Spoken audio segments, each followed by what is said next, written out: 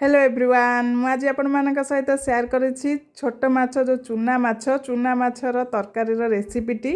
तो आज सकाल सकाल बापा माछ नहीं पलि आसते चूना माछ पूरा फ्रेश माछ। तो ताकू मु भल भाव बाछि देइथिली, बाछिकी धोई देइथिली भल भाव 7 ରୁ 8 थर पूरा भल भाव धोई देइथिली। धोई देइकी लुण हलदी पकेकी भल भाव चूना माछटा को गोळेई नेबे।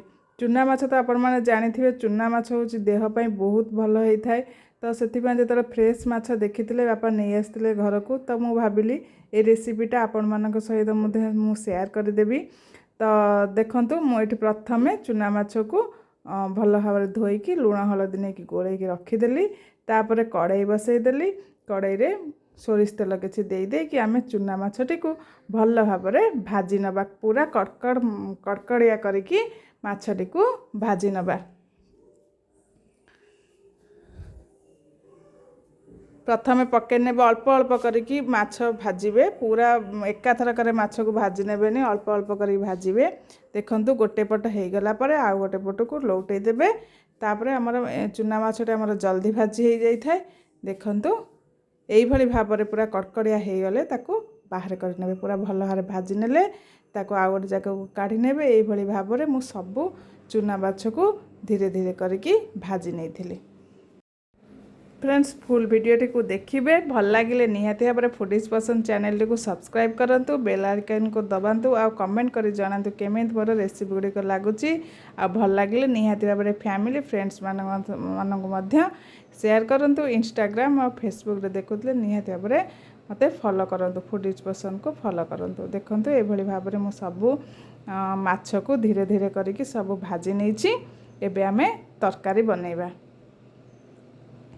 तो तरकारी कड़ाई बसई नहीं, गरम हो जाइए, तेल दे देइछि, लंका फुटण पकई नहीं, आउ पियाज पकई नहीं, आ सेथिरे मध्य हलदी देइथिली, हलदी मध्य पकई नहीं।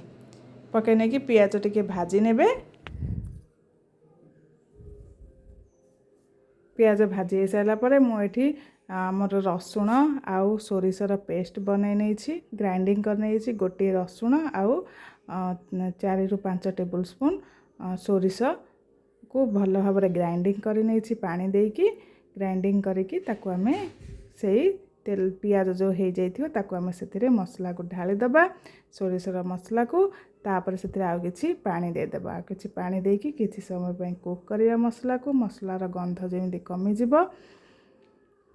तापरे 1 ରୁ 2 मिनिट कुक करबा परे आमे सेथिरे पानी दे दबा।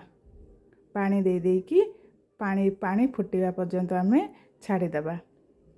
पानी भल भाव में फुटिले आमे सेथिरे माछ जो भाजिकी रखिथिले ताको पकई नेबा। आ खंडे आंबुल मध्य पकई नेबे। आपण माने आंबुल बदले मध्य टमाटो पकई पारिबे। आंबुल पकईले चूना माछ तरकारी टेस्ट आहुरी डबल हो जाई थाए। तो आंबुल को निहाती भाव में पकईकी थरे खाइबे।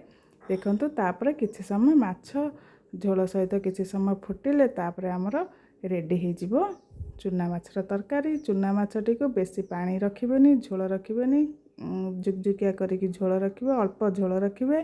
तापर मु एठी किछि धनिया पत्र काटिकी पकई नहीं। तो देखंतु एई स्टेज रे आमे गैस रा फ्लेम को ऑफ कर देबा। एतिकी झोल आमे रखिबा। तो गरम ठंडा हो गले आरी मध्ये झोल टिके कमी जिवो।